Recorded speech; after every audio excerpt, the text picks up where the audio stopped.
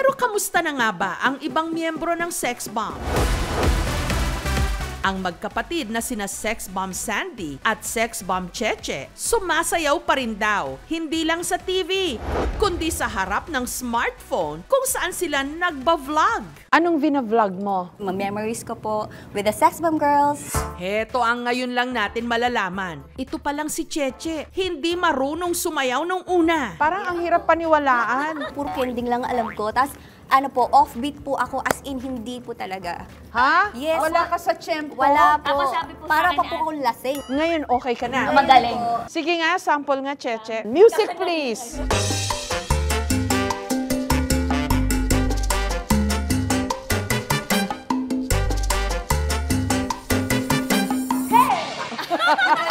Yay!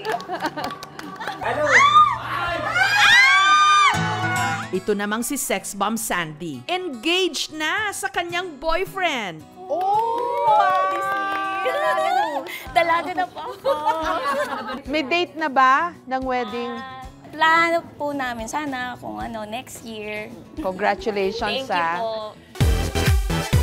Si Sex Bomb Mia, nagamit ang kanyang pagiging foodie para makapagtayo ng mga restaurant. Sobrang blessed kasi sa ngayon meron kaming 18 branches na. Wow! And mag-o-open kami ng another 5 this year. Thank you, Lord. Malaking tulong at malaking pagbabago sa buhay namin na naging sex bomb kami. Kasi kung hindi siguro kami naging sex bomb that time, kasi like ako, that time, kakagraduate ko lang ng high school, naglahanap ako ng trabaho, maging staff sa isang fast food. Ngayon, may-ari na ng mga restaurant. So, hindi kayo yung typical na mga storya ng mga sumikat, naging mahirap ang buhay. Hindi kayo ganun. Wala po, ni isang miyembro po ang naging ganun po. Kahit naman kasi si Ate Joy, nung nagtatrabaho kami, lagi niya sinasabi sa amin, mag-ipon kayo girls, hindi habang buhay, nagsasayaw kayo. Parang nanay talaga na. Tribute to kay Ate Joy po. Buhay pa naman po si Ate Joy, pero tribute to.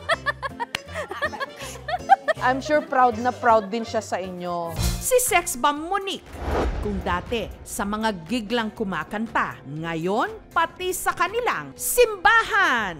Paano nangyari yun? Hoy, choir na ako dati, no? Ayun po, nalihis lang ako landas nung nakasama ako sa Sex Bomb, Char. Oy, for the record, hindi naman masamang tao yung sex bomb, ha? Ay, hindi po talaga for the record po. Meron po talaga sabihin, nagpa-praise the Lord, hallelujah yan, di ba? Sex bomb yan. Tapos yung mga suot nila, halos mga nakapanty na lang. So, how do you deal with those? Lahat naman po kasi ng tao nababago.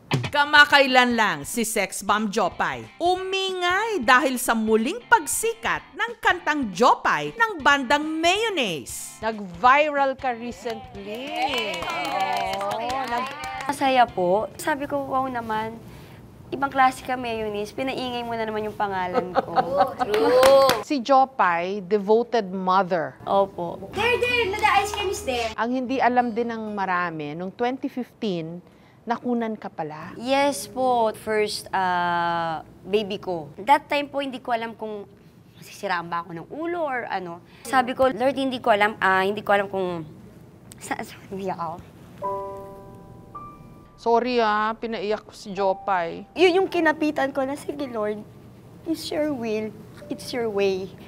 Ikaw na bahala. Kaya ngayon, I'm happy kasi I have 2 kids. 2 kids. Hanggang 2 kids bukas na may lang. dalawa pang susunod. Papanood lang namin yung feature namin sa inyo many years ago. Tingin kasi sa inyo ng public, artista na rin di Hindi ba? sa amin po, ano lang po, parang ordinaryong tao pa rin, normal lang. Magto 20 years ago na to. Sa game portion na meron o wala, nagsimula Si Ira. Uy, si Mia. Ay, daming tao. Ayan yung mga fans nyo noon, no? Jackie! Ira! I love you, Sex Bomb! Tsaka grabe yung kilay natin dyan, Mare. Nakakatakot. Ano mga nanumbalik sa inyo nung nakita nyo yung itsura nyo noon? Ang payat namin, ang bata namin. Grabe yung kilay. One line lang. Kuwento nila, hindi biro ang kanilang pinagdaanan noon. Eto, ngayon lang marireveal. Kasi nung active ang sex bomb dancers sa TV, may mga bawal pala. Bawal mag-asawa, ganon. Bawal ang boyfriend. Pero ikaw, married ka na pala at that time. Opo. nangyari po kasi, talent po ni Ate Joy po yung husband ko. 2 years na po kaming mag-boyfriend. Tapos sabi niya, bawal na may relasyon, tapos may penalty, 500,000 or 1 million. So, ang ginawa po namin ni Makoy, yung asawa ko po, kasi magsa-signing na po ng contract, mabilisan, nagpakasal po kami sa Pampanga. Para yung pag-sign ko po ng contract, wala na po siyang magagawa. Gusto mong mag-sex bomb, kailangan matibay loob mo. Bakit? Dedirektahin ka talaga. Ang tigas ng katawan mo. Pag balat sibuyas ka, hindi mo kaya, out ka na. Paano nyo na-maintain yung mga bewang nyo? Na pag sumayaw kayo, parang wala pa rin kayong mga buto. We still dance po kasi, like, we do Zumba. May mga exercise po kami and diet. Makarinig lang po kami ng music. Automatic po, yun po talaga eh. Pero hindi talaga maaalis na ang ilan sa kanila aminadong pasaway. Katulad ni Mia, na minsan nilagyan pa raw ng tracking device ang kanyang telepono. Merong time na hindi namin naman pinansin, kinuha ni Ate Joy lahat ng cellphone natin. Hindi namin alam na tracker siya.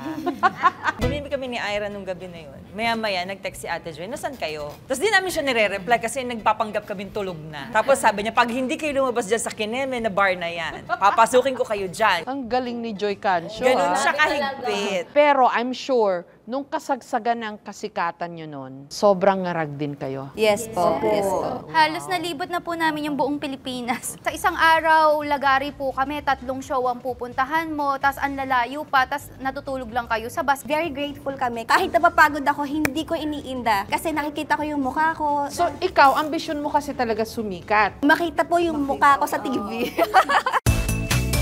Ngayong 2023, parang sunod-sunod ulit ang blessings ng Sex Bomb Girls. Endorser sila ng isang online streaming platform.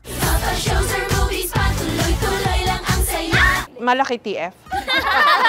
Ang nakakatuwa doon, nung inaayusan nila kami, tapos nakita namin yung isa, kasi magkakahiwalay kami ng dressing room.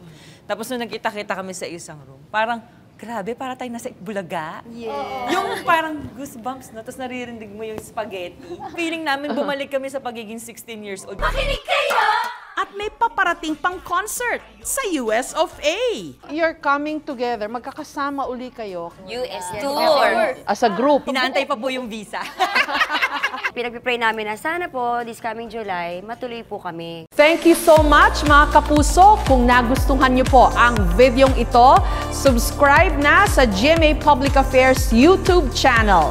Don't forget to hit the bell button for our latest updates.